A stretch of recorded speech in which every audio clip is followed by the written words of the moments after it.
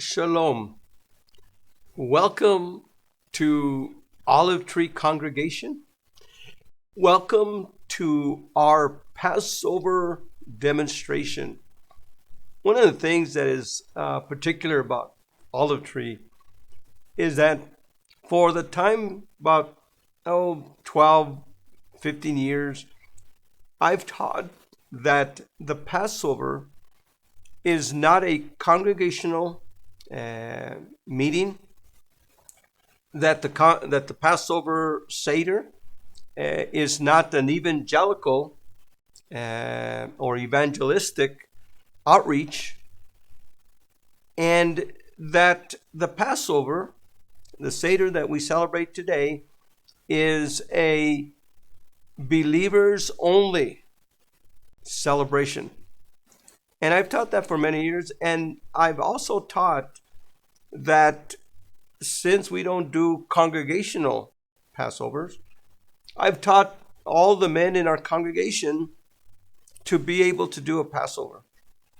And this evening, I want to welcome you into our home as we demonstrate a Passover. Now, one of the things I really believe is that from a Hebraic perspective, every one of you every one of you husbands, every one of you fathers, the men in the congregation, mature men, every one of you should be able to do a Passover Seder at your home. And you should invite your believing family, those that are believers, those that are circumcised in heart, those that are baptized in Messiah. And only those that are baptized into Messiah should actually participate and are walking in Adonai, should participate as we're going to see throughout this demonstration. Now, one of the things I would encourage every one of you to do, I've developed a very simple outline. This is just an outline. I call it the Mosaic, Messianic, and Apostolic Passover Seder. And what it is just pretty much a page and a half outline of what a Passover Seder today from a Mosaic, Messianic, and Apostolic perspective is. And so if any of you would like one of these, I'd be happy to send it to you by email. Just send us a line on our email, olivetreemc@netzero.net, and I will send you one of these. And what I usually do is I give one of these to every participant, and we follow this very simple outline. Now, every Passover should be different. Every Passover I've done has been different. Sometimes, some years we emphasize this, other years we emphasize that. There's a lot that we do. Now, we do not follow the traditional Passover Seder. The traditional Passover Seder, I have books. In fact, many times, I have a whole collection of Seders, from Orthodox to New Age to wherever I could find. Anytime I see a Haggadah, Passover Seder book, I buy it. Used bookstores have a lot of them. We don't follow those. Now, many people do. Most of your Messianic Jewish congregations have a Messianic Seder Haggadah. And if you do that's okay. But we don't do that here. Now, this evening, we're going to take some time because I believe there's so much that the Passover is a rich subject. Someone could just spend all their life just researching and teaching and working about Passover. And we've already done many studies, and a lot of our studies are on YouTube and Facebook. Please go to our Facebook pages and our YouTube pages and subscribe to our what we do there, because in one night we can't really go through the whole thing, but we're going to try to do as much as we can. Now, we've already determined that the Passover, the biblical Passover, Pesach, say with me, Pesach. Pesach. The Passover begins on the 14th of Aviv. The 14th of Aviv, the month of Aviv. The Babylonian name is Nisan, the 14th of Nisan.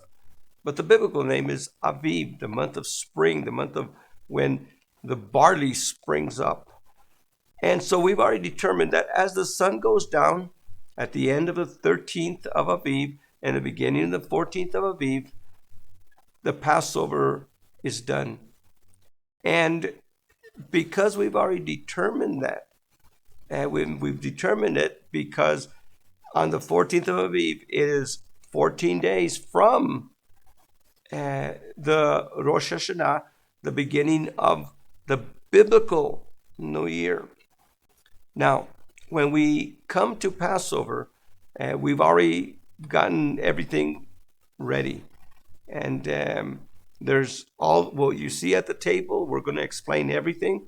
And I wish that everybody would get you a little notebook, pen and paper, get your scriptures, because we're going to be doing a lot of things.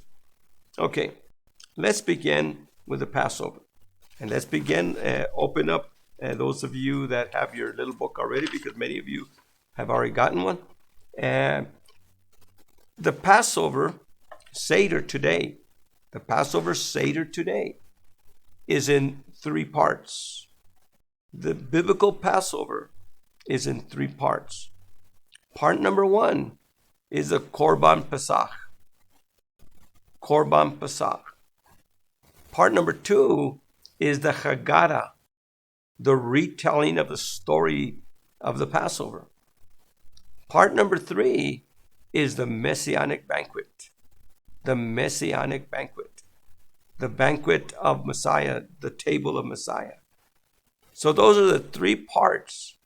Now I know that in a traditional, there's 14 parts, or I saw one with 15 parts, and some are adding more cups. I think they're up to 6 now in some traditions. But the biblical Passover, the Seder that we want to remember, is in 3 parts. The first part is called the Korban Pesach. Now, that is the only part that today we don't do. We are not allowed to do a Korban Pesach today. In Exodus 12, we are told that on the 10th day of the first month of Aviv, that we select a lamb. Every man select a lamb for his family. That means Pesach is a family deal, not a congregational deal.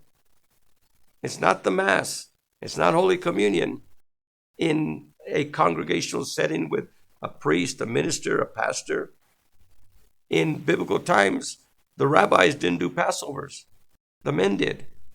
The Kohanim, the priests, didn't do Passovers. The men did. Yes, every rabbi did it for his family. Every Kohen did it for his family. But they were all individuals. Individual Passovers that everyone did. And so I call upon the men, the believing men, to do a Passover. And since we can't do the Passover, the Korban Pesach, why? Well, according to Scripture, only in Jerusalem now can sacrifice take place. In the first Passover, the Korban Pesach was sacrificed at the front door. The blood was put on the lintel and doorposts of the house. The second and subsequent Passovers were at the Mishkan. The lamb was brought to the Mishkan, to the front entrance. It was slaughtered there. the blood was sprinkled on the altar that from Goshen to Sinai had been built by the time of the second Pesach. And so from the second Pesach till 70 AD, with the exception of the 70-year captivity in Babylon and the 2-year time of Antiochus's reign, did we not observe Pesach in Jerusalem. Our ancestors did not do Passover there. They had a remembrance of the Passover. Those that believed, those that were observant, remembered the Passover. But there was no Korban Pesach. The last Korban Pesach was in 70 AD. And the Romans destroyed the Mikdash, the temple. And since then, there has been no Korban Pesach.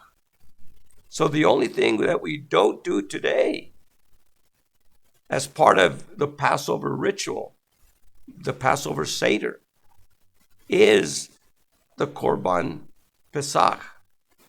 But we do the rest of it. We do what Moses told us to do.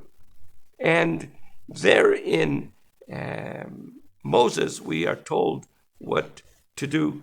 In Torah, we're told what to do. And we'll go ahead and do that. Now, the second part 2 of a Passover Seder is the retelling, the Haggadah. The Haggadah. The retelling of the story. And to begin with, we always begin our Passovers with the sound of the shofar. And so it is getting dark outside. And what I want you to do is, as it gets dark, as the 13th is ending and the 14th is coming on, and the sun goes to the horizon, at this time, as the sun's going over the horizon, I want you to send the children outside. And I want you to send the children outside, and I want you to have them look for the stars. And it starts getting dark. As it starts getting dark, and sometimes those of you that have automatic lights that turn on when it becomes dusk, those lights will turn on, or sometimes the city lights on the roads turn on. But have the kids start looking, and who could find the first star? And they find the first star. And there's another one. There's the second star, 2 stars, by the mouth of 2 or 3 witnesses. There's a third star. When the third star appears, it's already twilight. In between the 2 evenings. The first evening is when the sun goes down your horizon. The second evening is when you see the third star. At the third star, it's night. And at that point, the kids come in and they tell you, the children are the witnesses, and they tell you, we saw 3 lights. As soon as they see 3 lights, then we blow the shofar. But remember about Passover. Passover is not for adults. Passover is not for adults. It's not an adult thing. Now, definitely, we want the adults to participate. Everybody must participate. But the Passover is for children. In fact, if you don't have no children, maybe you have some grandchildren. Or sometimes I tell people, borrow some children, rent some children for the evening if you don't have kids. Don't go kidnapping some kids, but get some children. Because the Passover is about children. It's about passing on our history, passing on what happened to our ancestors when we came out of Egypt. And so children would be around the table. And so let's go ahead and blow the shofar.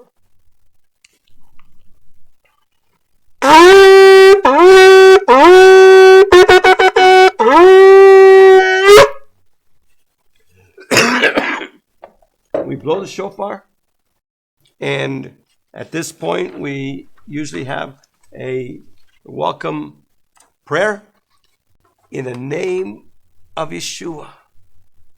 Father, we come before your presence, and we ask that this Passover this evening would be a time where we could demonstrate to your people Israel, to every son of Abraham that is baptized by the name of Yeshua into the family, into the body of Messiah. We thank you, Father. B'Shem Yeshua. Amen. And as we come and start this Passover, there are several things that we usually do.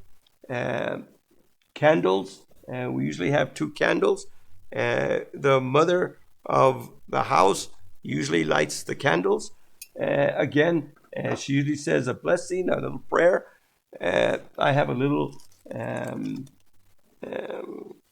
oil lamp that was used in biblical times as oil, because remember, candles are from the Middle Ages, so they didn't have candles in biblical times.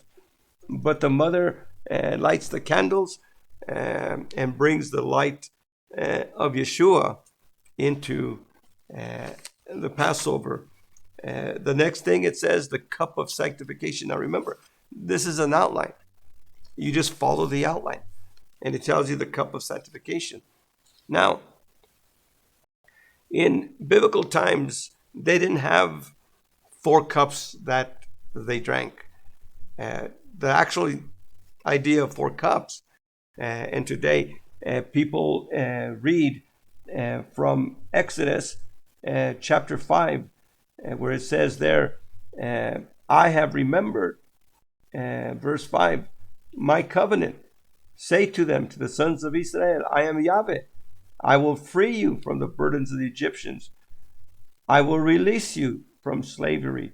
I will deliver you. I will adopt you as my own people. So these 4 I wills have been traditionally now set into what we call the 4 cups. And a traditional Seder is built around 4 cups. But again, in biblical times, in Moses' time, Yeshua's time, they didn't use the 4 cups. Interesting, the 4 cups actually come from the Mishnah, which says that if a family can't afford to buy the fruit of the vine for their Passover celebration, then the benevolence chest of the community is to buy a bottle of the fruit of the vine for each family. Now, a bottle of the fruit of the vine is actually 4 cups. Even today, a bottle is 4 cups. And so that's where the 4 cups actually come from. Now, in biblical times, from the first celebration, because remember, in fact, go with me to the book of Exodus, and we're going to read here from Exodus 12. And there in Exodus 12, verse 14, it says, this day is to be a day of remembrance. The word remembrance is zakaron, to memorialize, to remember. It's supposed to be a memorial day, a anniversary day. When you remember, an anniversary is when you remember a wedding annually, anniversary annually.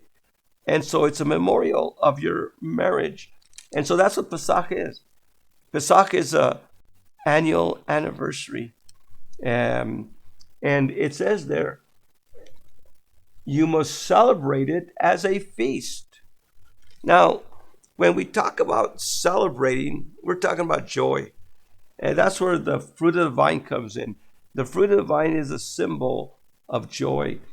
And it says, you shall celebrate it. And to celebrate means that you have food, celebratory meal, a celebratory meal, a chag, a time of eating and sharing together. And then it goes on, says, you shall celebrate it as a feast in Yahweh's honor, to honor Yahweh. For all generations, you shall declare it as a day of feasting, a day of festival forever.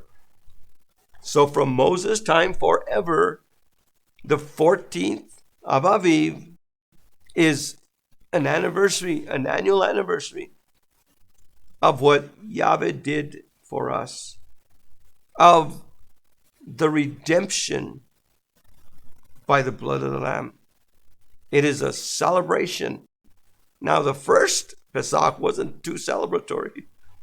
In fact, in the first Pesach, it was a very distressing time. The Pharaoh was mad at us, and there was these plagues against them, and it was a hard time for Israel, our people, back then. But from then on, Adonai says to Moshe, you shall celebrate it. So in the first Pesach, we were eating standing, with a staff in our hand, with sandals, girded, ready to take off. In this time, from the second Passover on, we don't stand, we lounge. That's why I'm lounging. I'm kind of sitting down, laying. I got my nice comfy chair. This is a good Passover chair. You can lounge. We're not slaves no more. We're free. We could eat lounging with no shoes. Take your shoes off, stay a while. And we relax and we take it easy at this Passover. So the Passover is a time of celebrating. And so every meal, every celebration in biblical times again, always began with a blessing. And the blessing was a cup. Now, this is a Kadosh cup from Kodesh, Kadosh, to mean set apart. This is a set apart cup. This cup is used only for Shabbat and for all the days that we have of Moedim, of our appointed times. And in this cup, we pour the fruit of the vine and we say a blessing. And this is traditionally called the cup of sanctification, or the cup that we set this night apart. Baruch atah Adonai Eloheinu melech haolam borei pri hagafen. Blessed are you, Adonai, King of the universe. You have given us the fruit of the vine.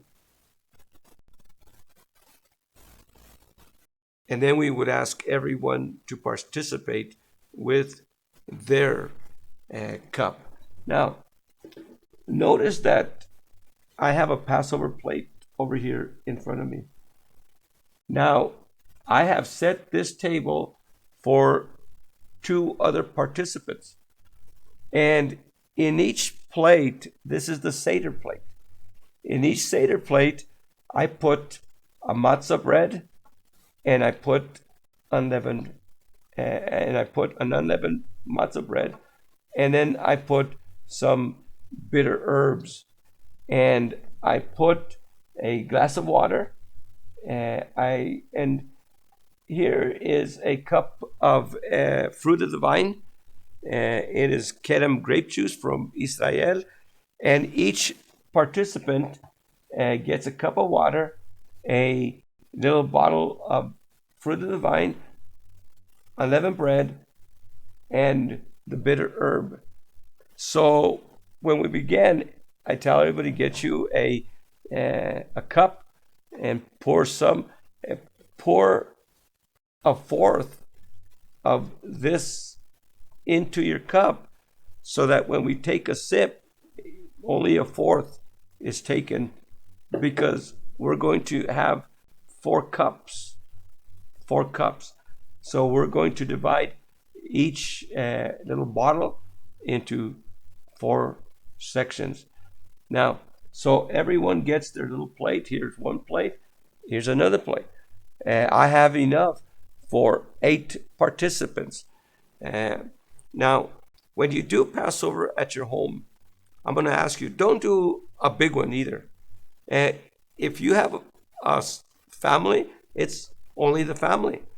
If you have an extra plate, invite one of the single men or single ladies, one of the widows, one of the single moms. Invite them in so that every house not only has the family, but every house has a guest. Because this is the time that we invite whoever is hungry. And again, we're talking about believers only. And we're not talking about inviting neighbors who just want to. In fact, I've had a lot of people tell me, oh, I'd like to come and see a Passover. And I tell them, the Passover's not, I don't, if you're not a participant, we don't have onlookers. We don't have an audience. You are my audience today because I'm teaching you. But do not invite other people into your home that are not participants. And as we said, participants are believers only. Okay, so we blew the shofar, we prayed, we lit the lamps, we had the cup of sanctification, and Adonai says that I have remembered my covenant. Adonai remembered the covenant that he made with our father Abraham. He told Abraham that you're going to go into captivity. You're going to go into slavery. And after 400 years, I'm going to deliver you. I'm going to bring you out with an outstretched arm, with a mighty hand. And then he even tells him, and you're going to come with much treasure when I deliver you. And so 400 years go by. And we go to Egypt through Isaac, Jacob. Jacob has 12 sons. Joseph is sold into Egypt. He's in Egypt. A famine comes to the land. And all of a sudden, the sons of Jacob go to Egypt to buy grain. There we meet up with Joseph, and Joseph brings Jacob into Egypt, and we are in Egypt. We become slaves in Egypt. We are slaves there. But Adonai says, I have remembered my covenant. I have remembered my covenant. And so Adonai now comes to set our people free from the slavery, from the hardships, from the back-breaking work that the Egyptians caused our people. And so one of the things that we do now is I show each one my Seder plate. Now, my Seder plate, of course, has the matzah. And one of the things that we share is that you could buy this matzah bread. This matzah bread is sold in stores. It comes in boxes. And this one actually is Jerusalem baked. And you could use this kind of matzah bread, or you could make your own matzah bread, or buy unleavened matzah bread. And now, unleavened matzah bread, especially here in New Mexico, some of you that are from out of state might not know this, but Sephardic Jews have been eating matzah bread all our lives. We call them tortillas.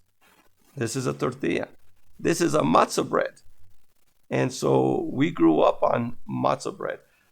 And so whether you use the store-bought matzah bread or homemade matzah bread. Every plate has a matzah bread on it. Every plate also has some bitter herbs. Now, the traditional bitter herbs is horseradish, and that's very bitter. That's very hot. In fact, that's one of the reasons why we always put a glass of water next to the plate, because first timers sometimes get too much and we start coughing. But you could use that, or you could use any kind of bitter root. This is a ginger root. And you could even make ginger root. You could get horseradish root and any roots, and excuse me, and be able to make something that would be bitter. And so I have unleavened bread. I have a bitter herb in any kind of form you would like to have it. But I also have a shank bone. Now, one of the things that I said was that the only thing we don't do in the Passover Seder today that was done since the time of Moses is we don't have the Korban Pesach. We don't sacrifice a lamb. But we have a shank bone. Now, these are items that every one of you should have. Actually, you know what's a very good idea? Even right now, as soon as you hear this presentation, I want you to do something. I want you to go to a store, whether it's the meat market or I know I've gotten some of these at different butcher shops, but go to the butcher shop and ask him for a shank bone of a lamb, and this is a lamb shank bone. And get one of these, and this is the symbol of the Korban Pesach. This is my symbol. Now, in Hebrew, this is called zeorah, and an arm, the shank bone, the arm. And remember in Isaiah 53, whom has the arm of Yahweh been revealed? The arm of Yahweh, the shank bone. Yeshua is the arm of Yahweh that is revealed of Isaiah 53. And so this reminds us of Yeshua. And so this is my plate. And everyone in the table, every participant would have their own plate. And if anybody wants to have I have extra shank bones that I put in the plate of my wife or one of my kids. And so we have that. Now, notice that there's certain elements of the traditional Seder that are not on the plate. Notice that there's no boiled egg. In fact, I have a traditional Seder plate. I have several, again, Seder plates, traditional ones. Here is a traditional Seder plate, and you have over here the shank bone. You have here the bitter herb. And so the shank bone and the bitter herb. And of course, we would also have the matzah bread. But notice that this has other things to it. Besides the shank bone and the bitter herb, which are part of what a biblical Seder would have, notice that they also add a boiled egg or a roasted egg. We don't have that here. Notice that there's parsley. And with parsley, they would also have a little cup with salt water. Notice that there is lettuce. Notice over here there's what's called charoset. Now, what is charoset? Charoset is a mixture of apples and nuts with some fruit of the vine, some grape juice, and also you could add dates or some cinnamon, and it's a mixture. It's a mixture that was used in biblical times as a dessert, and so that became part of the Seder plate. Now we make the charoset, but we eat the charoset at the festive meal. With the festive meal, we don't use it as part of the Seder ritual.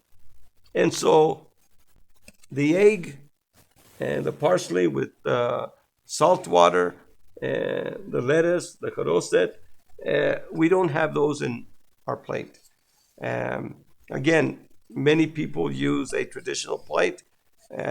I like to make my own.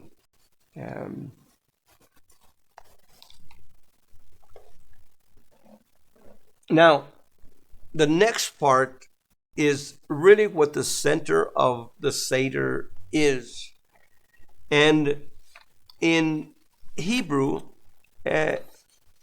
this is called the Ma Nishtana. Ma Nishtana. Why is this night different from every other night? From all the nights that we get together and eat? And this is traditionally a part that the children ask. The youngest son usually says, Manishtana.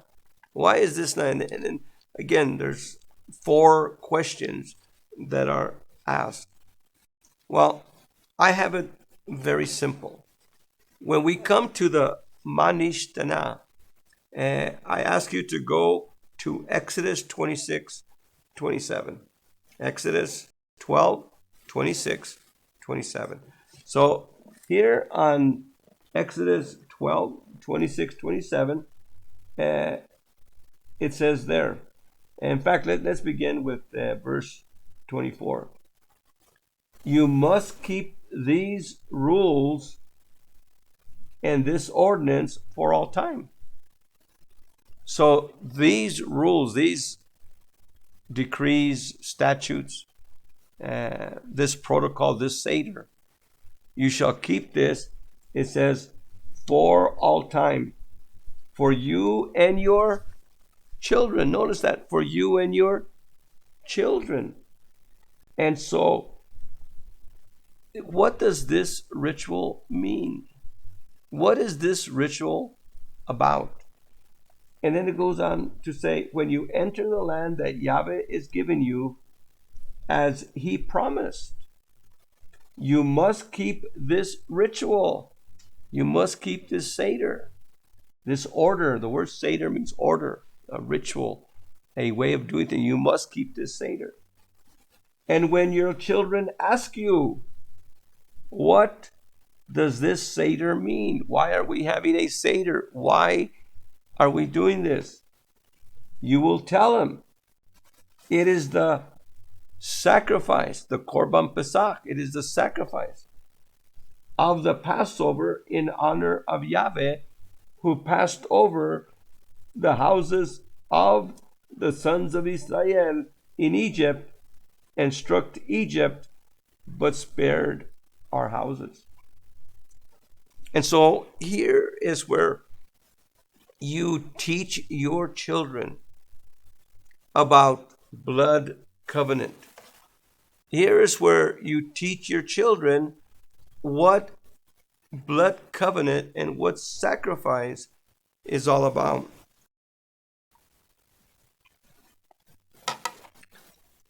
It's very important that our children learn about the sacrificial system.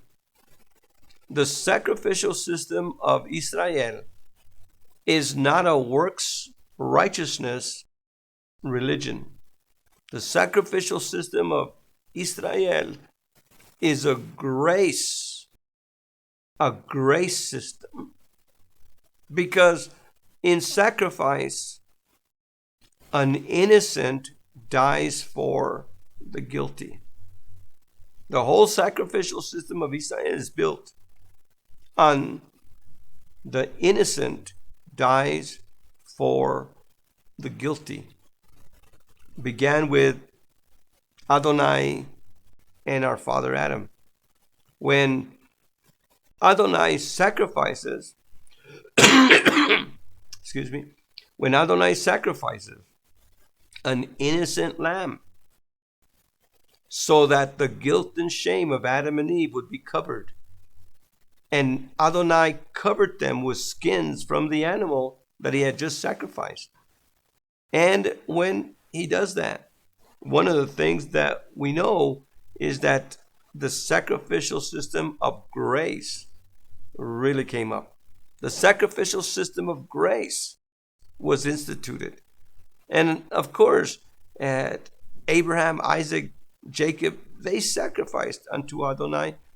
And Moses here in Goshen says, get the blood. Adonai tells Moshe, sacrifice a lamb, get the blood, put the blood on the doorposts of the house. And when I see the blood, I will pesach, I will deliver, I will protect, I will defend. The house that has blood, I will defend. And so, blood sacrifice and Adonai defending us. When he sees the blood, he defends. When he sees the blood, he delivers. When he sees the blood, he will set us free. And so it says, this is the sacrifice that you will tell your children. It is in honor of Yahweh, because Yahweh is our deliverer. Yahweh is the one that set us free. And that's what we tell our children. So at this time, spend some time. Now, fathers, you might say, well, I don't know all this. I'm not a pastor. Well, you know what? This is the key. My responsibility as a pastor is to, and not only mine, but watch this. Every pastor's responsibility is to teach the men what he knows so that they could teach their families and they could lead their families. My responsibility is not to lead every one of you. My responsibility is to teach you men, so that you men could lead your families. You see, we're taping this at a time, 2020, when we're going through an emergency. And I've already heard a lot of people say, oh, what are we going to do? We can't do Passover. Oh, what are we going to do? We can't do a Passover Seder at our congregation. And well, wait a second. You were never supposed to in the first place. Every one of your men should have been trained here at Olive Tree. Our men are trained. I'm not worried. I'm going to have, like every year, I'm going to have Passover in my home. Other people are, my elders are going to have Passover at their home. Our deacons are going to have Passover at their home. The regular men of the congregation are going to have Passover at their home. In fact, there's some couple of men that are saying, you know what? We're going to get together and do a Passover. And they get together and do a Passover. And, well, I'm going to invite widow so-and-so, or I'm going to invite this person. And they get together in small groups. The Pesach Seder was always meant to be a home fellowship, not a congregational deal. And so we want to adapt this into your home, not only because of the emergency this year, but from now on. Men, from now on, start doing Pesach in your home. Okay, and so we talk to the children about sacrifice. And so study about Yeshua, study about the sacrificial system. Whatever you know, tell them. Now, in Deuteronomy 6:20, go with me to Deuteronomy 6:20. Remember, you have your little guide. in times to come when your child asks you. Now, the way I have it here is in times to come when your child asks you. And then I put child. And he asks you, what is the meaning of these instructions, laws, and customs which Yahweh, our Elohim, has laid down for you? You are to tell your child. When your children ask you, the Nistana, when they ask you, what is the meaning of these instructions, these mishpatim, chukim, idot? Why are we doing this? What is the meaning of the Seder? You are to tell them. Once we were slaves of Pharaoh in Egypt, and Yahweh brought us out of Egypt by his mighty hand. Before our eyes, Yahweh worked great and terrible signs, wonders against Egypt, against Pharaoh and his household. And he brought us out of there to lead us into a country which he had sworn to our ancestors that we would observe these laws and to fear Yahweh our Elohim. For us, right living is this: to observe all the commandments, that Yahweh our Elohim has commanded us. That's what right living is. Right living, to live right, to live righteous, is to follow his Torah. By the way, following Torah doesn't make you righteous. You follow Torah because he has made you righteous. Remember, Adonai did not give us the Torah in Goshen. He did not give us the Torah in Goshen. He did not tell us, follow this, and I will deliver you. He didn't say that. He didn't say, if you do this, I will set you free. No, he didn't say that. Adonai set us free. He redeemed us by the blood of the Lamb, by grace through faith. We didn't deserve it. He gave it to us. But then he brought us to Sinai. And he says, this is how a redeemed man lives. This is how a delivered man lives. For us, living righteously is following Haderech Yahweh, the way of Yahweh. Following Torah. Everything about Torah. So if you're not part of a Torah-based congregation, you're missing so much.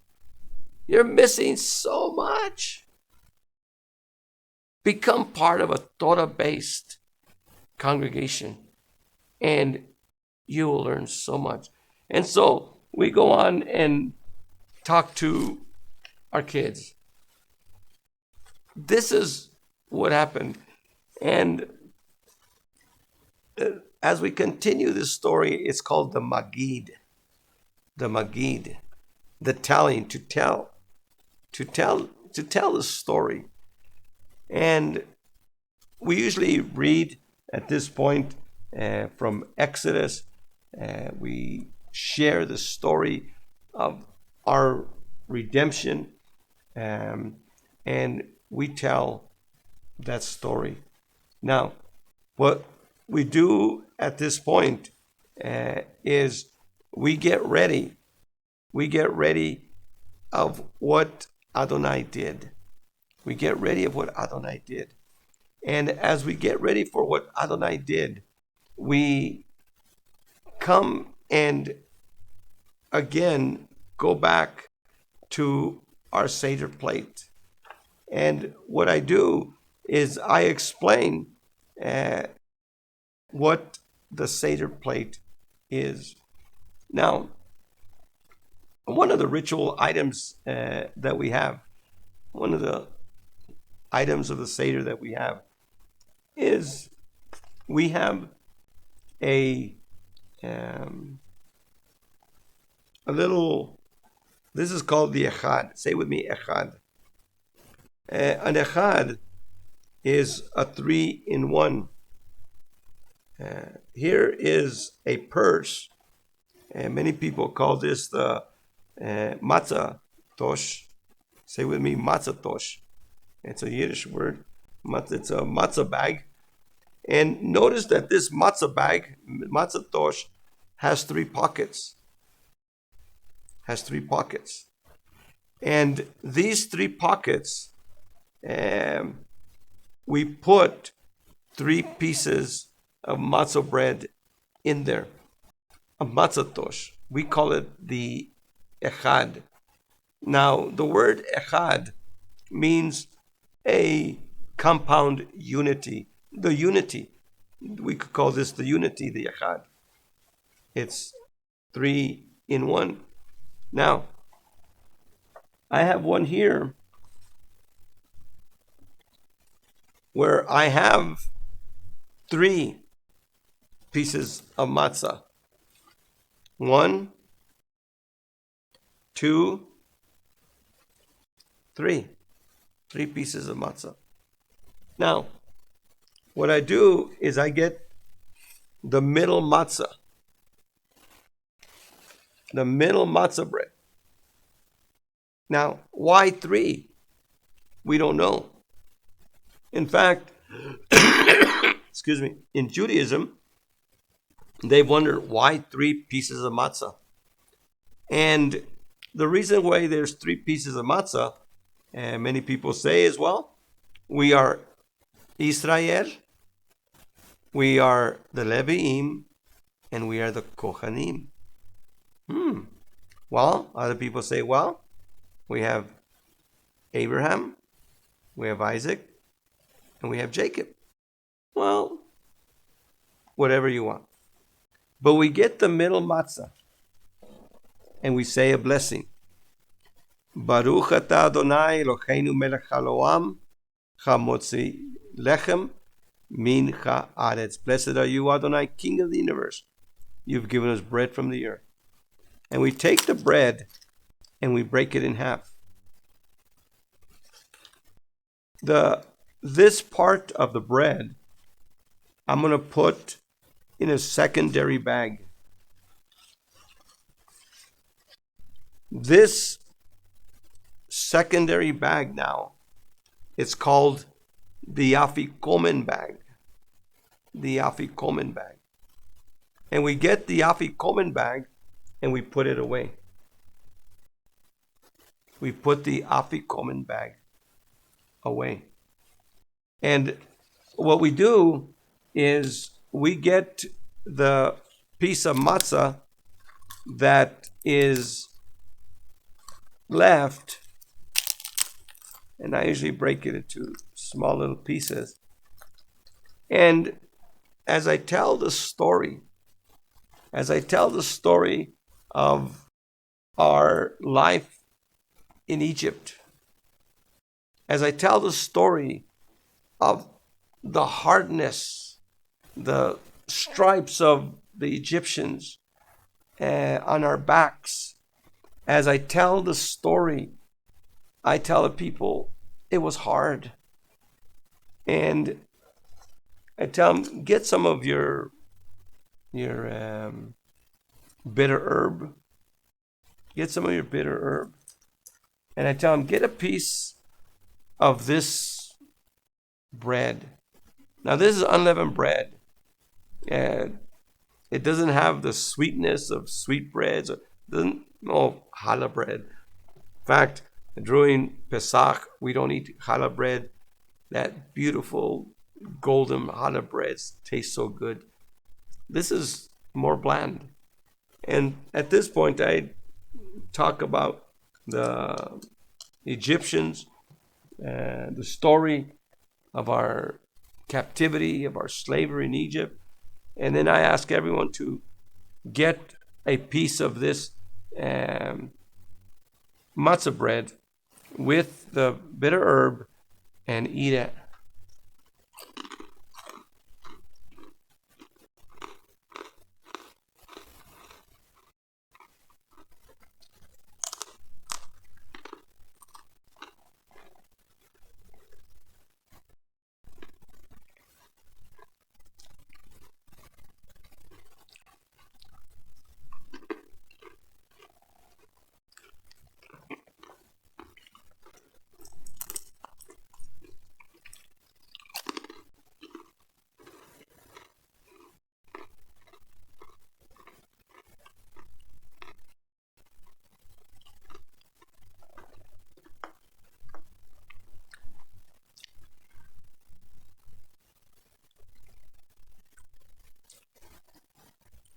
And of course, especially with children, always have a glass, a cup of water, um, in case it gets too hot.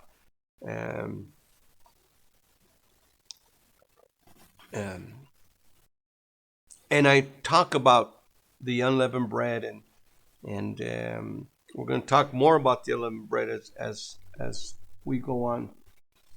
And we talk about how we got to this place, um, and how Adonai caused Moses to bring plagues on Egypt.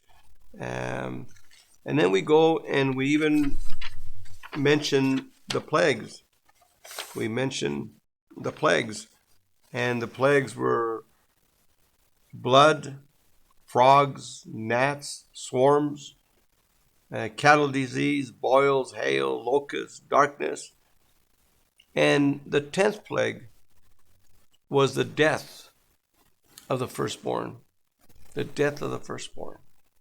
And I talk about that death of the firstborn, and we talk about this. And at this point, I get the people to take their second cup, and to pour another quarter of their fruit of the vine in there. I always have mine full, and like that we could just drink.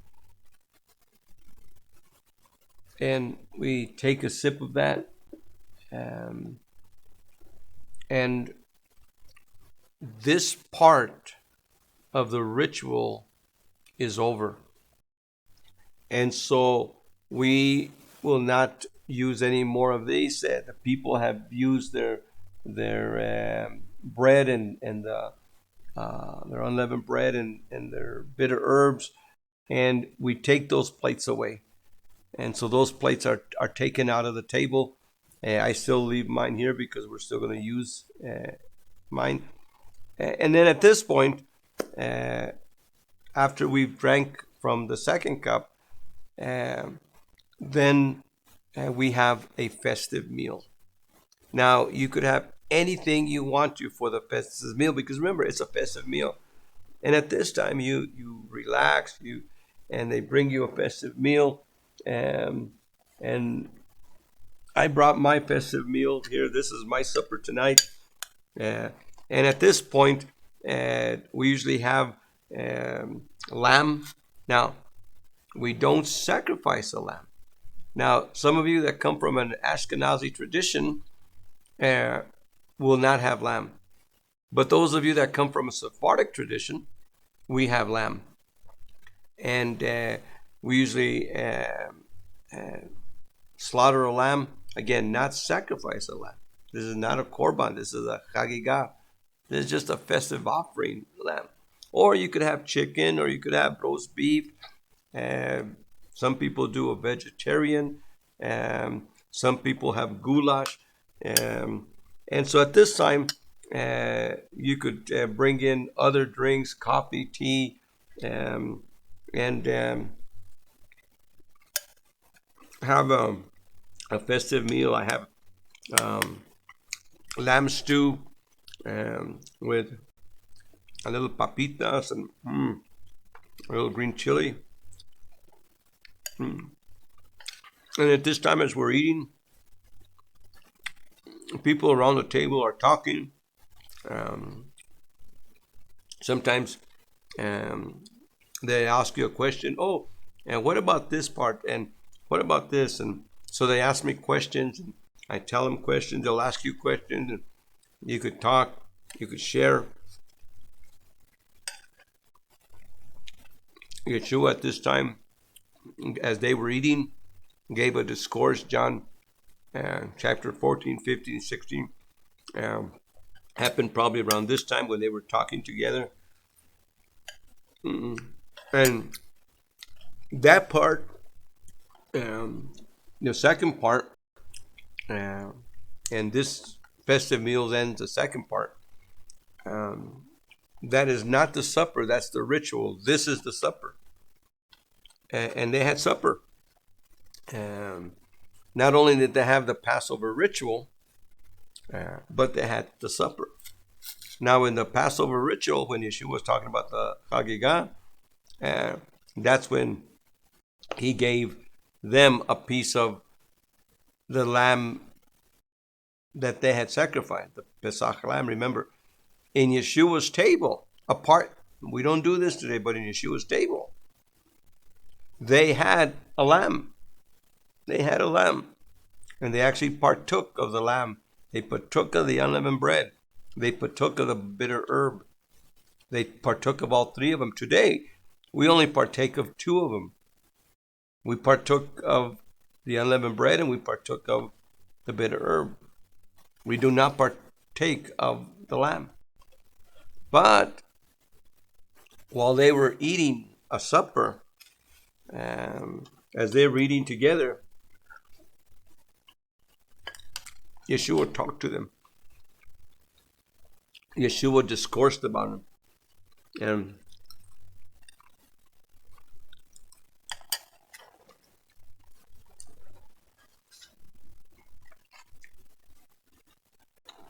after supper's over, there's usually a blessing, a prayer. Thank you, Father, for the food we just ate. Thank you that you have provided for us. You've nourished us. And in Yeshua's name.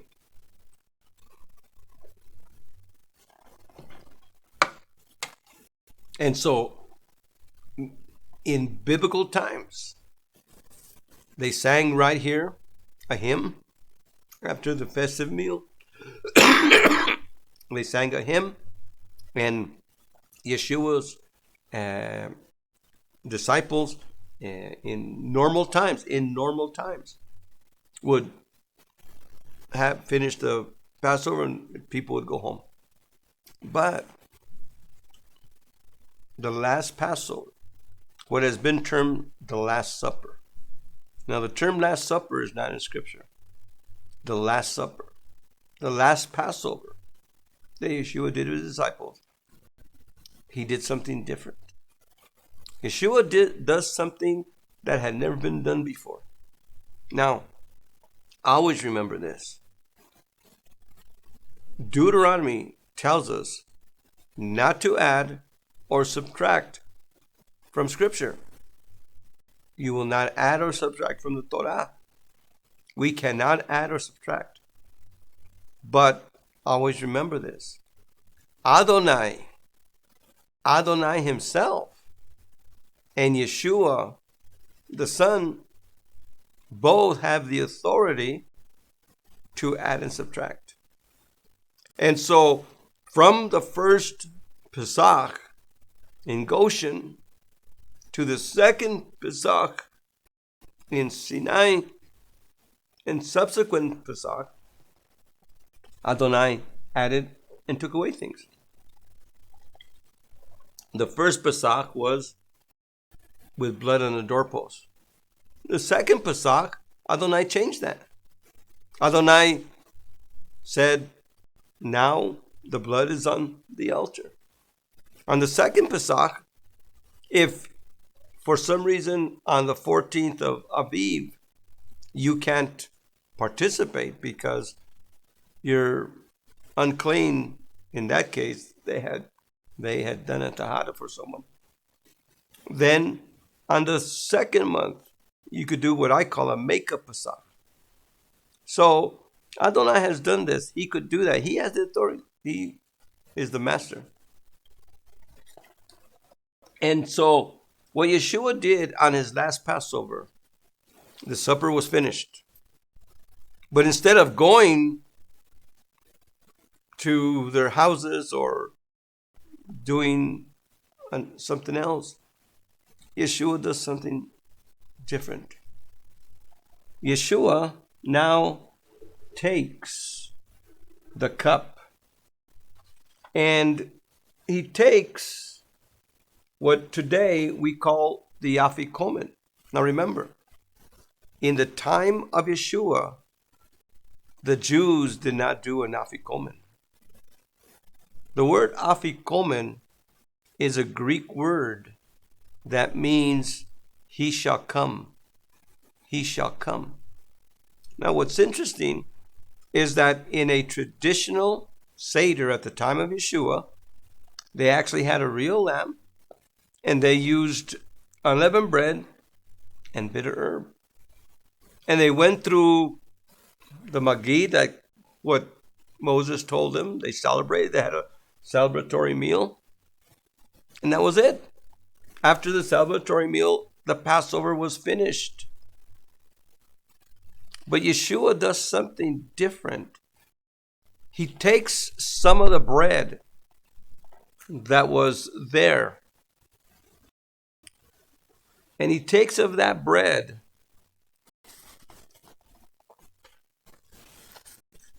and he breaks it.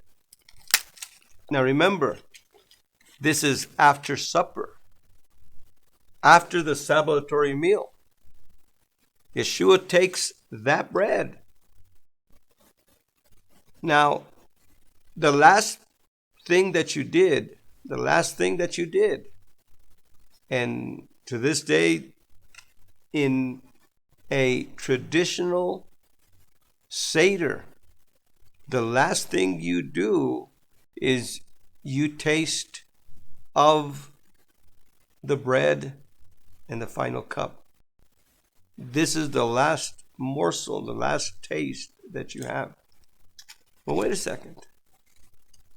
Where does the traditional Passover Seder get that? They didn't get it from Moses. That wasn't something that they did. The first one that does that is Yeshua. Now remember, in Yeshua's time, Yeshua and his disciples sacrificed a lamb. They ate a lamb. But from Yeshua's death to 70 AD, when the temple was destroyed and there was no longer any Korban Pesach, Yeshua's disciples not only ate the Korban Pesach until 70 AD, because remember, the disciples of Yeshua kept the Mosaic sacrificial system until 70 AD. We see Peter and John going to the temple at the time of the sacrifice, when they met the man that was crippled. Silver and gold have I none, but such as I have give I thee. In the name of Yeshua, rise up and walk. Where were they? They were going to the temple at the time of prayer, at the time of the sacrifice. And if you were part of the prayers outside, you were part of the sacrifices too. We see Paul twice sacrificing. Paul sacrifices after the resurrection of Yeshua. The disciples kept, the apostles kept the sacrificial system. They kept Passover with a Korban Pesach till 70 AD. But the disciples of Yeshua also kept the third part of Passover. Now, traditional Judaism today doesn't do part one. Why? Because we don't have a temple. They do part two, the Haggadah. But they don't do part three, the Messianic banquet. Now, believers in Yeshua that follow from a Mosaic, Messianic, and Apostolic point of view, we don't do the Korban Pesach. Why? Because there's no temple. We do the Haggadah, the telling of the story, without the additional eggs and all this other stuff that has been added throughout the years. But we also do the Messianic banquet. We do the Messianic banquet. And why do we do the Messianic banquet? Because on the night that Yeshua was betrayed, after supper, remember he says after supper, after the Passover supper had been finished with the festive meal, that was the last thing that was eaten. Yeshua takes the last bread, the final pieces of bread. Remember, anything that is left over is to be burnt. Any of the bread, any of the bitter herbs, any of the lamb, all that would be burnt if anything was left over. So Yeshua takes the leftover bread and he breaks it and he passes it to his disciples and says, "Take this, each one of you. This is my body." Now, I wish we had time to do a whole study on Yeshua being the bread of life, the lechem, the bread of life. And Yeshua tells the Jewish people, unless you eat the flesh of the Son of Man and drink his blood, you shall have no life in you. Of course, they were thinking that he was talking about cannibalism or something like that. He says, unless you eat my flesh and drink my blood. And a lot of people stopped going with him. But Yeshua was talking in the future for the Passover that he was to celebrate when he says, this is my body and this is my blood. Now, the disciples on Passover night, when Yeshua took the bread and took the cup, and he says, this is my body, this is my blood, all of a sudden their eyes must have opened up wide. Their eyes must have opened up wide. What? Now they understood what he had been telling everybody about. Unless you eat the flesh of the Son of Man and drink his blood, you shall have no life. Life comes by partaking of the Lamb. Life comes. That's why Paul could say, behold the Lamb, the Passover Lamb. Messiah, our Passover, has been sacrificed. Let us keep the feast. Paul could say that because Yeshua was the Passover Lamb when he said, this is my body. And one of the things that we also need to look at is Yeshua tells on the day he comes in to Jerusalem. He comes into Jerusalem on what has been called Palm Sunday. And it was probably a Sabbath that he came in. And he comes in and all the people start worshiping him. They start saying, Hosanna, Hosanna. Now, what does the word Hosanna mean? The word Hosanna is actually the word Hoshiana. Hoshiana. Hoshiana. The word Hoshiana, translated into English, would be save now. Hoshea, Hosea, Yehoshua, Yeshua. These words are cognate of the word to save. But na is now. Hoshiana, save now. Now think of it. They were saying, save now.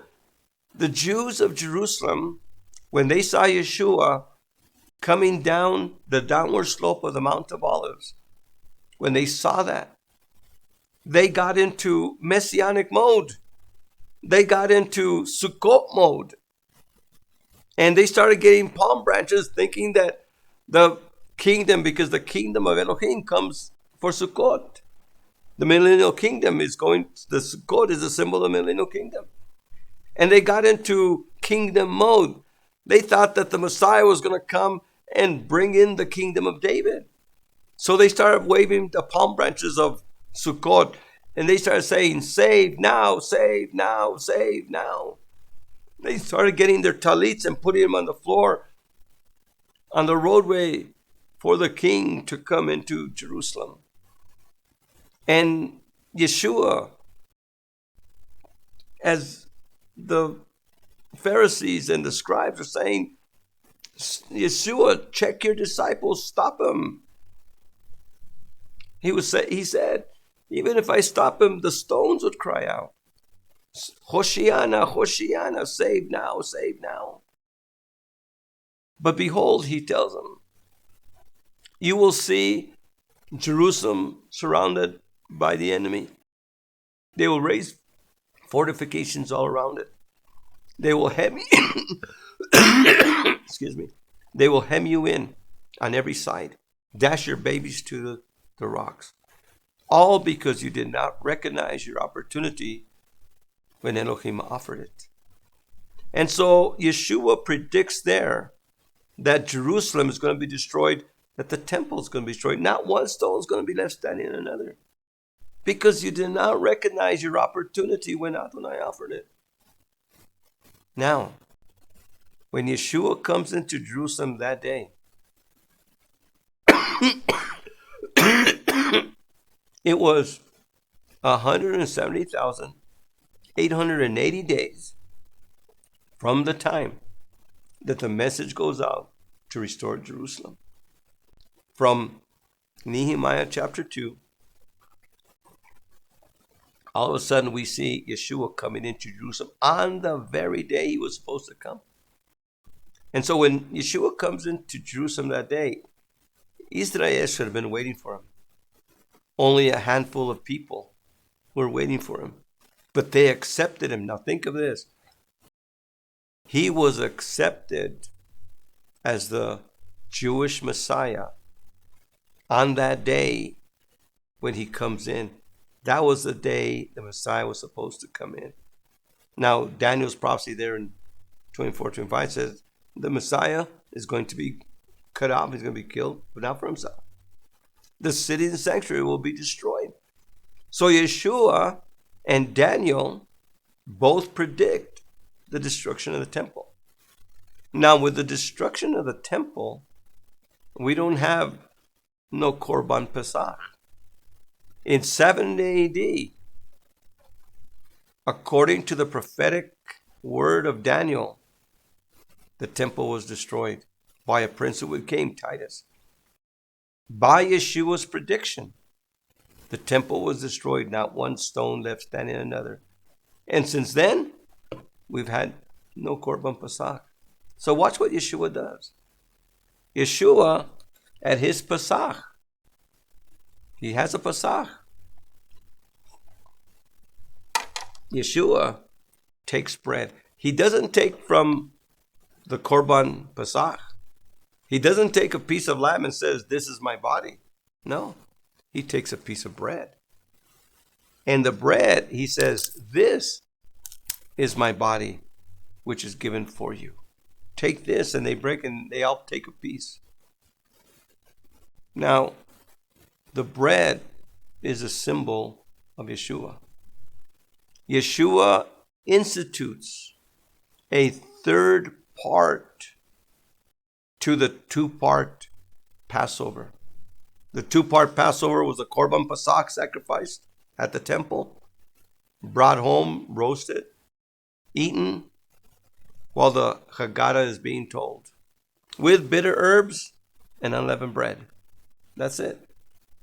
And as they did that, all Jews in Jerusalem for the next 40 years do that.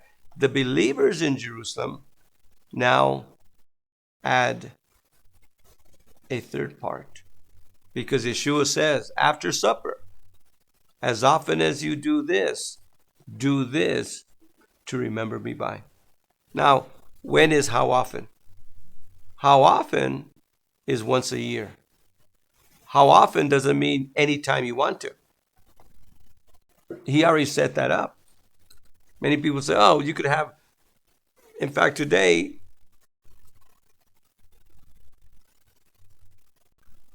the Christian church, the Roman church, Roman Christianity, in its Catholic or Protestant form, Roman Christianity has now what they call the Eucharist, the Holy Communion, the Lord's table, the Mass, the Lord's Supper, all these names. But everybody does it different. Everybody does it according to the way they want to. Some people do it daily. Other people do it once a week. Some people do it once a month. Some people every quarter. And sometimes they do it every quarter.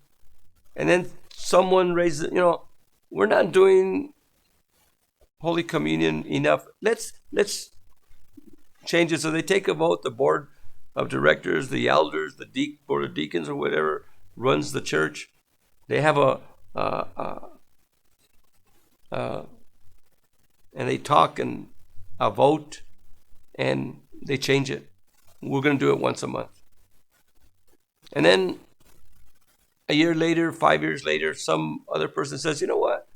We're doing it too often. And they take another vote and they change it to... No man, no law, no church has that authority. Adonai set it up. It's the 14th of Aviv. Only once a year can you do Pesach. And every time you do Pesach, we do the third part, the Master's Banquet. By the way, if you do Pesach, if you do a Passover Seder, you can't go and do your Holy Communions, your Masses, your things like that. If you do your Masses and your Holy Communions and what you do, Christians, don't do a Seder. They're mutually exclusive. You can't do both. Do one or do the other. Either follow man's way or follow Adonai's way. And so Yeshua added this part. Now, I'm going to take some time here, and it's very important because I mentioned earlier that at the Passover Seder, it's for believers only. In the Corinthian church, the Corinthians, because they had followed, the Greco-Roman system of what's called symposia, where they would have a meal and they'd invite a speaker. And so they were used to that when they became believers. Now, remember, at the time that 1 Corinthians is written, turn with me to 1 Corinthians. At the time that 1 Corinthians is written, the temple is still in operation. In Jerusalem, when the believers were in Jerusalem, when Paul was in Jerusalem, he would partake of a Mosaic and Messianic Passover meal. He would do the Korban Pesach, he would do the Haggadah, and then he would do the Messianic portion of it. In Jerusalem, any Jewish believer in Yeshua would do all three. Of course, the non-Messianic believers in Yeshua in Jerusalem, the Jewish non-Messianic Jews, would do the Korban Pesach and they do the Haggadah. And after the festive meal, Passover was over. But the believing remnant of Yeshua added part 3. And that was done, again, we said, till 70 AD. But what did believers in Yeshua do outside of Jerusalem? Interestingly enough, they couldn't do the Korban Pesach because that could only be done in Jerusalem. But they did the Haggadah with a festive meal. And not only did they do the Haggadah with a festive meal, they also did the third part, which was the Messianic banquet. How do we know that? Go with me here to the book of Corinthians, and we're going to read from 1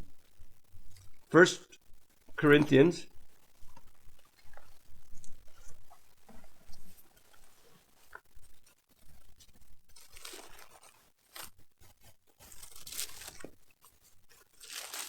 and go with me to 1 Corinthians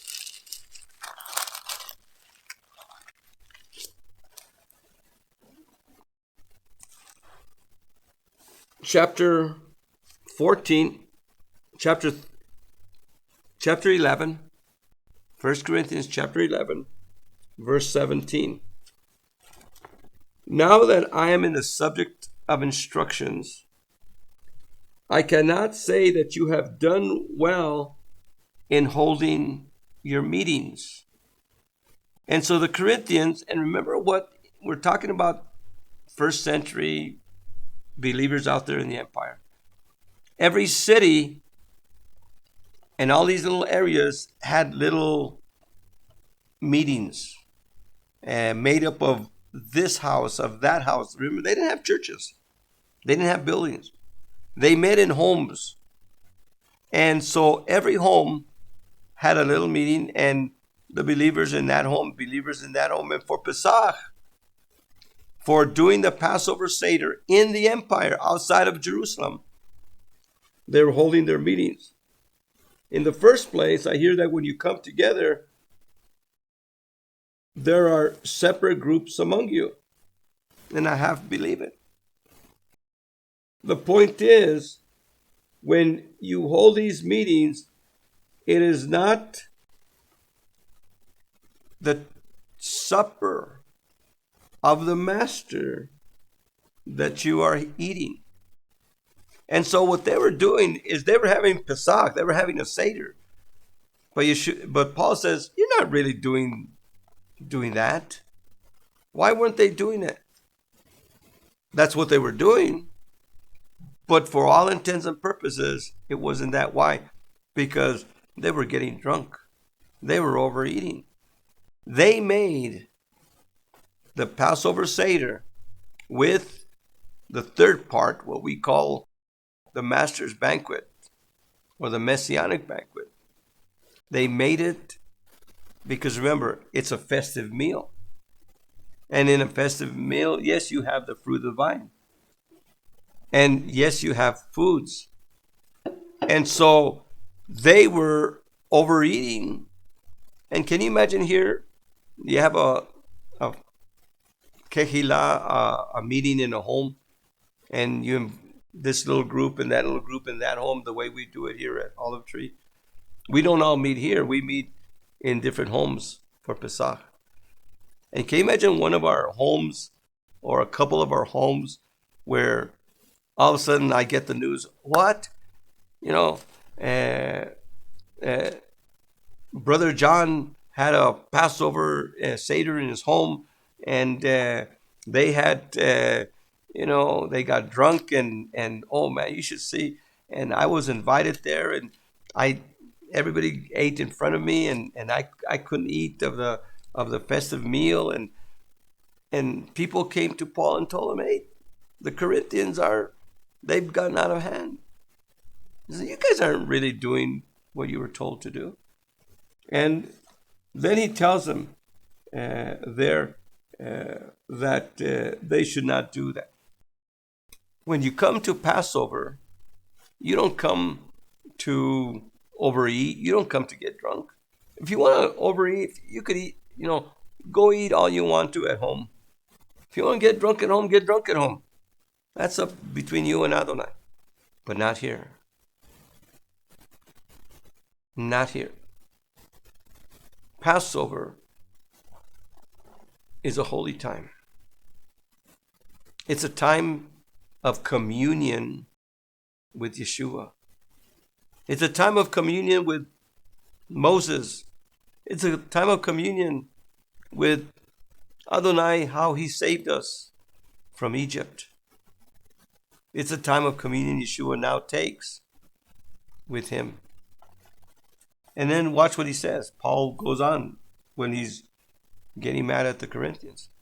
He says, for this is what I received from the Master, and in turn I pass it on to you, that on the night that he was betrayed, our Master Yeshua took bread.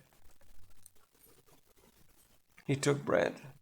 Now remember, in many churches, only a priest could do this. Only someone who's a minister, only a pastor could do this. but in a Hebraic home, from a Hebraic point of view. And watch the responsibility believing men have. In a Hebraic home, if you call yourself Messianic, you don't let the pastor and everybody else do everything. In a Hebraic Messianic home, every one of you men are responsible. Have the same responsibility as the teacher. My responsibility is to teach you men, not to do everything for you, but to teach you how to do it. My responsibility is to teach you, and your responsibility is to learn. I am the teacher, you're the disciple. But you're a disciple, you're a learner, so that you now could teach your family. So now you could teach this little group. That's your responsibility. And so over here, Paul is telling the Corinthian little groups, these little sheep, this little group, this is what I received from Adonai, and in turn I pass it on to you. Remember what Paul tells Timothy. What you have heard from me, teach it to reliable men who will be able to teach others. That's discipleship. And we have to disciple. He took some bread and he gave thanks. The word, excuse me, the word to give thanks, to say a good word, give thanks, is Eucharisto. In fact, that sounds like Eucharist. The word Eucharist means to give thanks, the thanksgiving. The word Eucharist does not mean the piece of bread. To those of you that come from a Catholic perspective, when people think of the Eucharist, they think of the piece of bread, the host. But that's not what the Eucharist is. The Eucharist is the thanksgiving. And what thanksgiving is that? It says that he took some bread and he gave thanks. This is the thanks. Baruch atah Adonai Eloheinu melech haolam hamotzi lechem min haaretz. That's the Eucharist.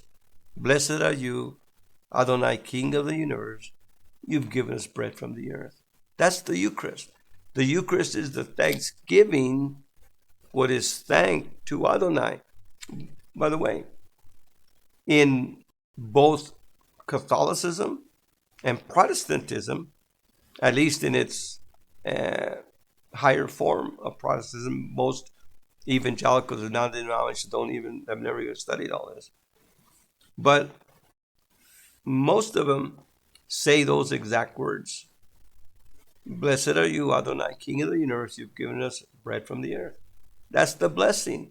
That's the Eucharist. And then he says, this is my body. Watch what Yeshua says, which is for you. Do this as a memorial of me. Now remember what Adonai told Moshe to tell Israel.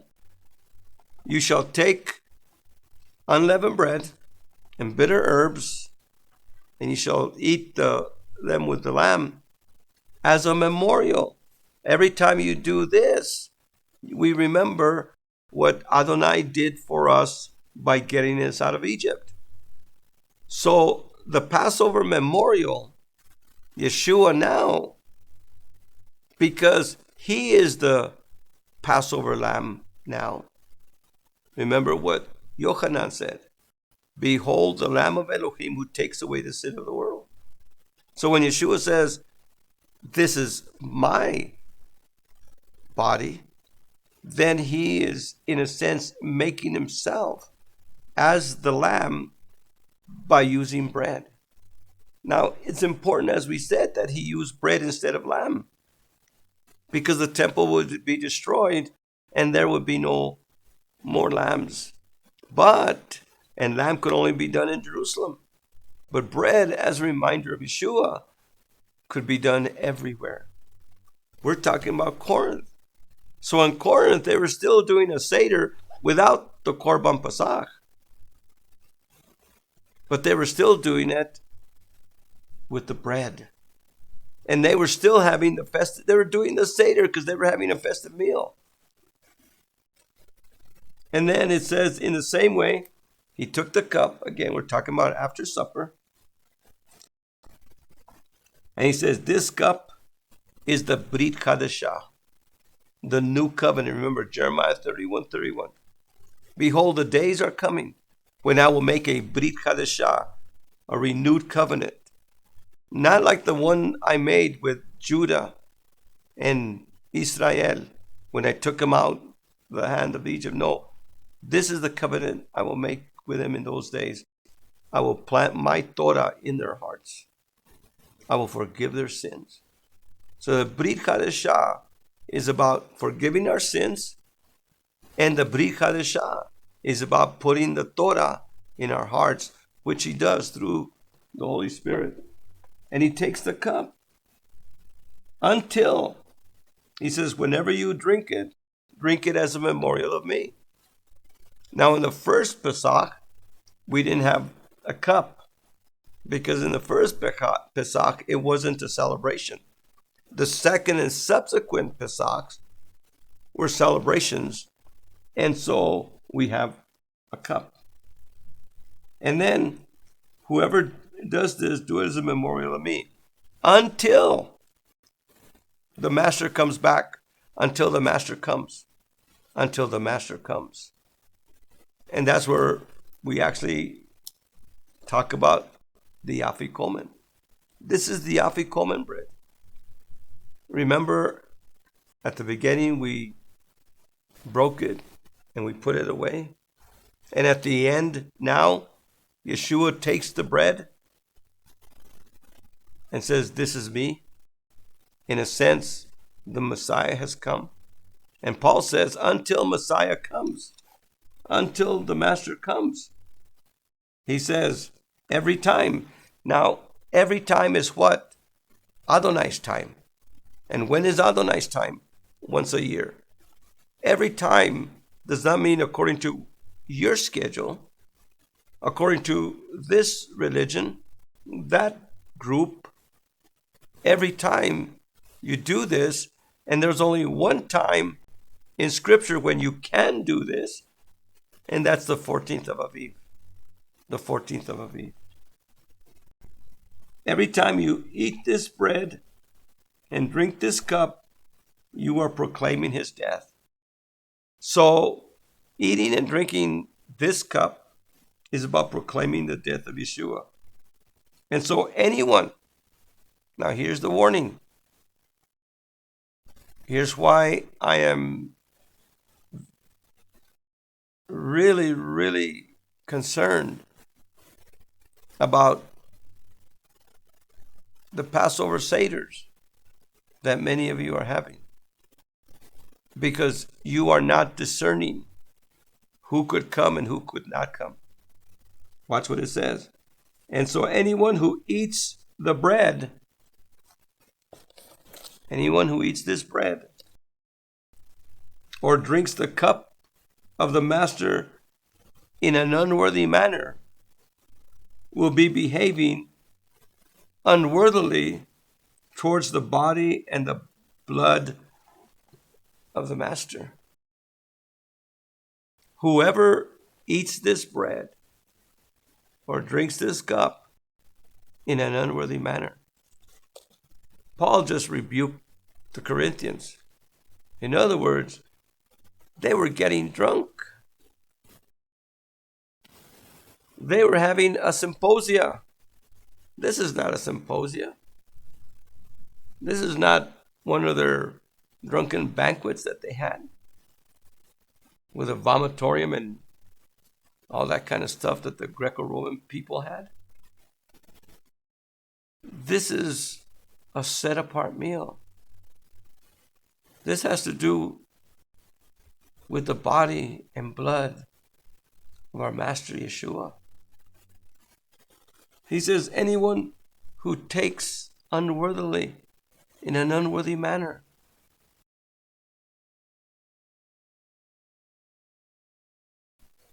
Will be behaving unworthily towards the body and blood. These are symbols of his body. This is a symbol of his blood.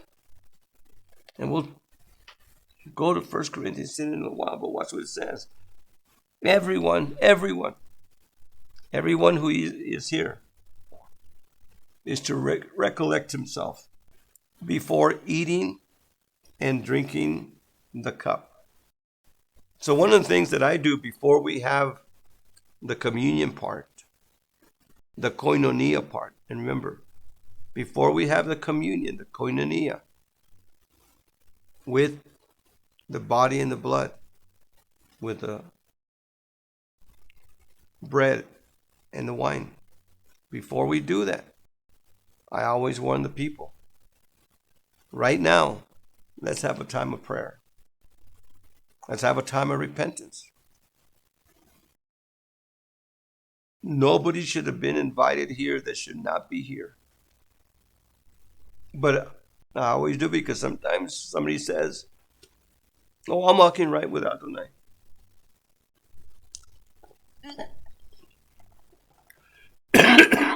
But as we talk, all of a sudden conviction comes. And one time I even had in the middle saying, you know what, I cannot partake. I can't be here. And the person walked out and left. Why? Because they knew they shouldn't have been there. And they were warned, if you're not ready, oh, I'm ready. But they weren't. But watch what it says. Everyone is to recollect himself before eating this bread and drinking this cup. Because a person who eats and drinks without recognizing the body, when Yeshua says to his disciple, this is my body, he meant it, this is my body. And anyone who eats or drinks without recognizing the body is eating and drinking condemnation to himself. That's what it says. He is eating and drinking his own condemnation. You're bringing judgment upon yourself.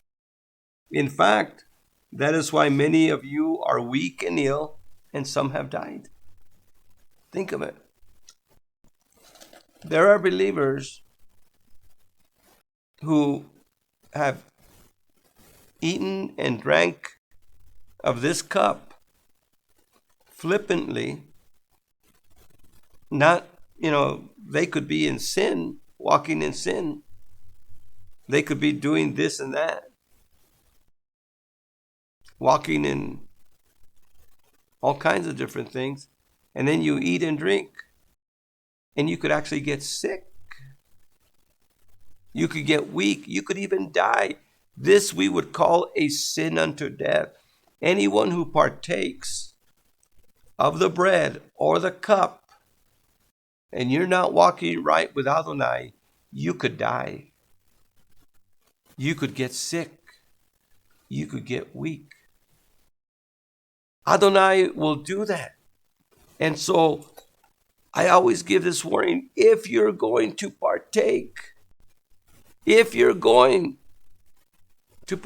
of this Seder, please make sure you're with Adonai, or else say, you know what, I can't. Now, in fact, that's why many of you are weak and ill, and some have died. If we only recollected ourselves, if we only repented, we will not be disciplined like that.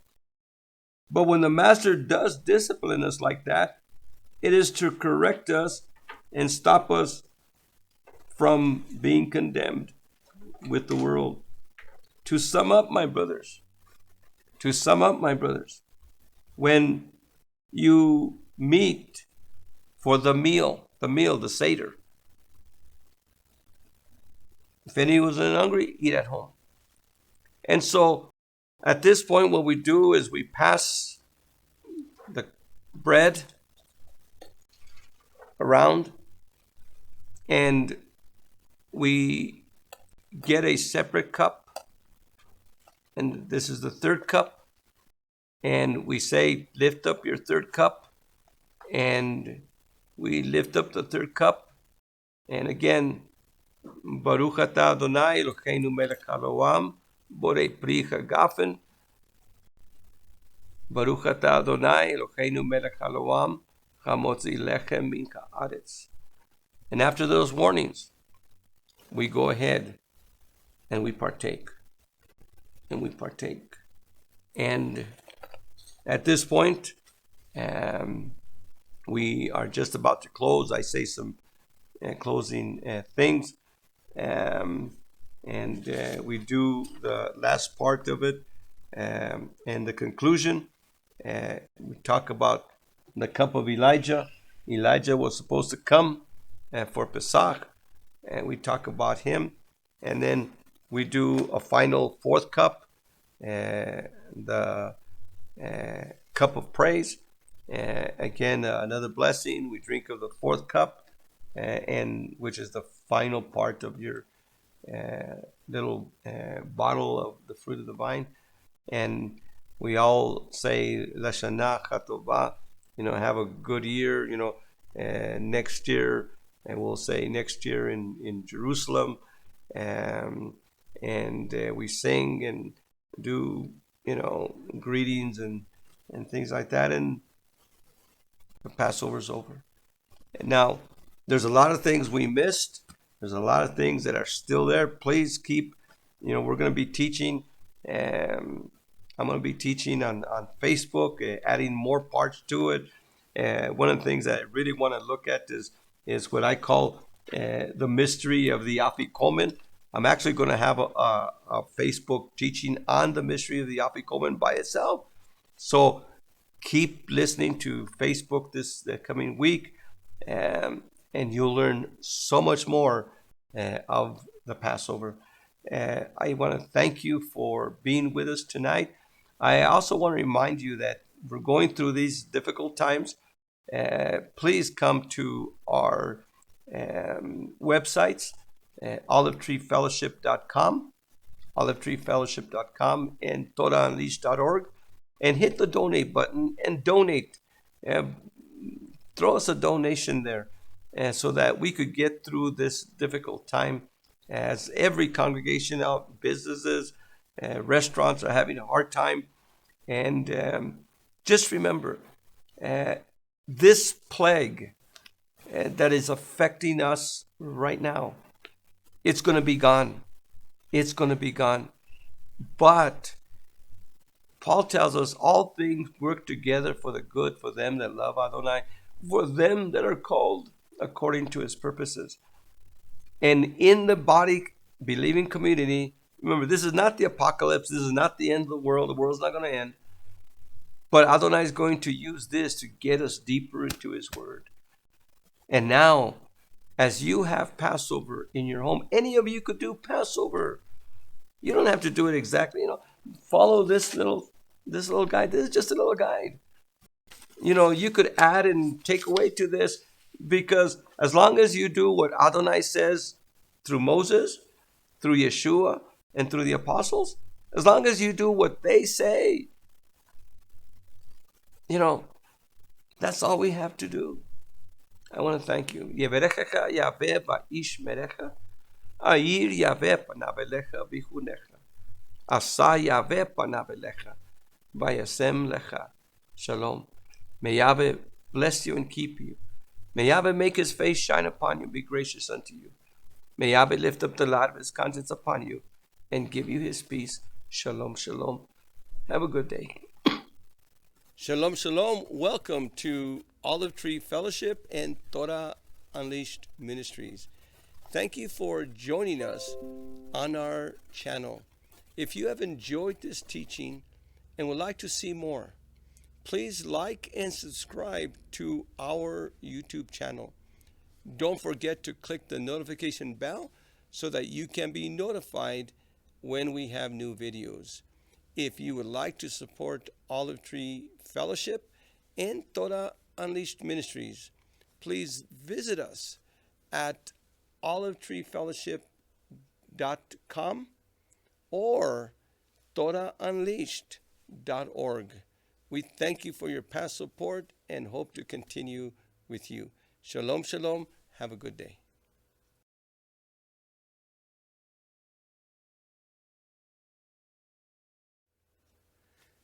Shalom, shalom y bienvenidos a Olive Tree y a la Torah desatada.